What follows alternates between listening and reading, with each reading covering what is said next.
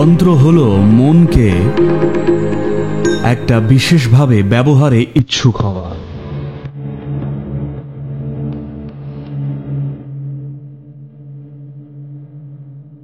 তান্ত্রিক প্রক্রিয়ায় খুব বিস্তৃত এবং নিখুঁত কল্পনা শক্তির দরকার হয়। এত জটিল সূক্ষ্মাতিসূক্ষ্ম কল্পনা যে তা বাস্তবে রূপ নেয়। মানসিক প্রক্রিয়াকে শারীরিক প্রক্রিয়ার মতো করে তোলাই তন্ত্রের মূল উদ্দেশ্য। কল্পনাকে এতটা শক্তিশালী করে তোলা হয় যে কিছু সময় পর সেটা বাস্তবের মতোই হয়ে যায়। আপনি চাইলে একটা ভূতও বানাতে পারেন, আবার দেবতাও বানাতে পারেন, দুটোই করা সম্ভব। যে কোনো ধরনের রূপই হোক, আপনি সেটাকে তৈরি করে সৃষ্টি করে বাস্তবে হাঁটাতে পারেন। জানেন, তখন আমার বয়স বোধ হয় ক্লাস 1-এ পড়তাম, মানে 5-6 বছর, হ্যাঁ 6-7 বছর হবে। ক্লাস 2 বা 3-তে পড়তাম বোধ হয়। আর আমার এক খুড়তুতো ভাই ছিল, সে ছিল একদম অপদার্থ। তো সেই সময় আমার মনে হয় জানেন তো, আমি একবার যদি বসতাম, মানে আমি কারোর সঙ্গে একটাও কথা না বলে ঘন্টার পর ঘন্টা নিজের মনের জগতে হারিয়ে যেতে পারতাম। কারণ আমি মনে মনে নানান রকম জিনিস সাজাতাম। মাইসোরের চিড়িয়াখানাটা আমার এত ভালো লাগতো যে আমি নিজের পার্সোনাল একটা চিড়িয়াখানা চাইতাম। তাই নিজের একটা চিড়িয়াখানা ডিজাইন করলাম। তবে এটাকে চিড়িয়াখানা বলতাম না, এটা ছিল একটা আলাদা জগৎ যেখানে প্রাণীরা খাঁচায় থাকে না, ওরা নিজের মতো ঘুরে বেড়াতে পারত।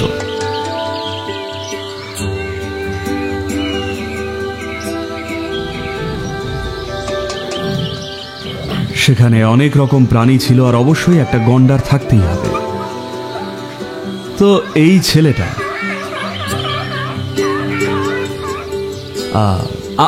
আমি জানেন তো, একদিন কোনো কারণে ও আমার সঙ্গে ছিল, তো ওকে বললাম, দেখবি আমার পোষা প্রাণীদের? ও বলল হ্যাঁ। তাই আমি ওকে একরকম নিয়ে গেলাম।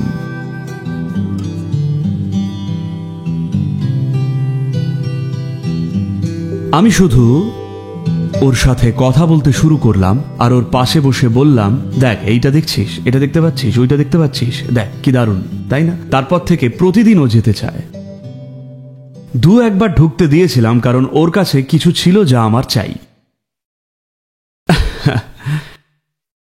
তারপর থেকে ওর কাছে কিছু না থাকলেও ও রোজই যেতে চায়, আর প্রতিদিন ওর সঙ্গে বসে ওকে নিয়ে যেতে হয়। ও একদমের নেশায় পড়ে গেল। আমি বলছি, এটা এতই বাস্তব হয়ে উঠতে পারে।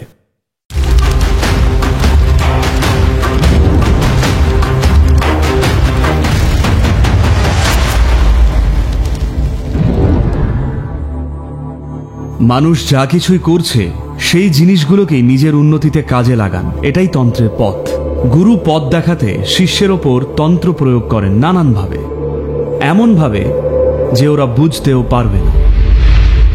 আপনি যদি এভাবে শক্তির স্তরে কোনো শক্তিশালী দেবতার সঙ্গে যুক্ত হয়ে যান, তাহলে সেই দেবতার যে ক্ষমতাগুলো আছে সেগুলো আপনারও হয়ে যায়। কোনোদিন সুযোগ পেলে আমার সঙ্গে এটা করতে পারেন, বা আমায় পছন্দ না হলে ধ্যানলিঙ্গের সঙ্গেও করতে পারেন। তান্ত্রিক প্রক্রিয়ার জন্য খুব বিস্তৃত নিখুঁত কল্পনা শক্তি প্রয়োজন। আপনারা দেখবেন, পার্বতী একটা সন্তান পেতে চেয়েছিলেন। নিজের শরীর থেকে এপিথেলিয়াল কোষ, উপাদান হিসেবে মাটি, আর আপনার নিজের শক্তি আর মন, এই দিয়ে একটা বাচ্চা বানালেন, আর সে উঠে দাঁড়ালো। যখন কাউকে তান্ত্রিক প্রক্রিয়ায় দীক্ষা দেওয়া হয়, তখন তাকে আমরা একা ছেড়ে দিতে পারি না, কারণ টেকনোলজি একটা ক্রমশ বিবর্তিত হওয়া প্রক্রিয়া। তান্ত্রিক প্র্যাকটিস বা তান্ত্রিক পদ্ধতির মাধ্যমে খুব নাটকীয় পরিবর্তন আসে। তন্ত্রে পরপর অনেকগুলো প্রক্রিয়ায় দীক্ষাদান চলতে থাকে। প্র্যাকটিসের চেয়েও বেশি তন্ত্র হল দীক্ষাদানের ধারাবাহিক প্রক্রিয়া। যখন এর মধ্যে ঢোকেন তখন যেমন ছিলেন, আর যখন বেরিয়ে আসেন তখন আর একই মানুষ থাকেন না। তিব্বতীরা যেহেতু তারা এমন একটা সংস্কৃতি থেকে এসেছিল যা অকাল্ট বা গুপ্তবিদ্যায় ডুবেছিল, তাই তারা জাদু খুঁজত। তারা চাইতো অলৌকিক কিছু ঘটুক। তাই তারা বুদ্ধের সঙ্গে রাকিনি ডাকিনি আর সবাইকে যুক্ত করে দিল।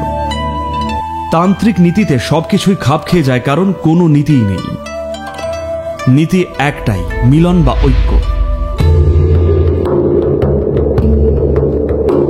তাই কৈলাস তন্ত্রের পর্বত নামেও পরিচিত। উনি 8 বছরের একটি ছেলে পদ্মসম্ভবাকে খুঁজে পেলেন। সেটা হয়তো সম্পূর্ণ আলাদা অন্য একটা জগৎ ছিল, আর তারা এমন অসাধারণ কাজ করেছিলেন যা সাধারণ ধ্যানের প্রক্রিয়ায় কখনোই করা যেত না।